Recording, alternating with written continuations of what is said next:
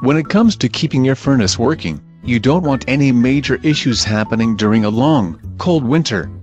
The last thing you want during a snowstorm is for your furnace to refuse to kick on when you need it most to keep your warm home and your family safe. When your furnace is frozen and refusing to kick on, there are a variety of problems that could be causing the overall issue. This could be due to a problem with the pilot light. When this doesn't work and doesn't kick on, that can stop everything cold in its tracks. The issue could also be elsewhere. Is there a single line in your furnace that's frozen? Is there one gear or one part that the cold affected, causing a compound effect? When your furnace is frozen, it's important to contact a professional quickly and get them out there to check out your system. Freezing also happens very commonly during extremely hot summers when the air conditioner is running non-stop. If you're running into this problem in the summer, there are usually two main culprits to look out for. The first is a lack of airflow in the lines.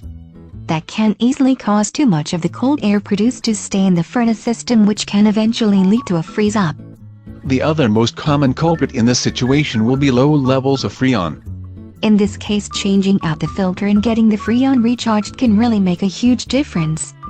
Taking care of these two issues can go a long way to making sure that your AC is back up and running again and you do not have to worry about a frozen furnace, regardless of season.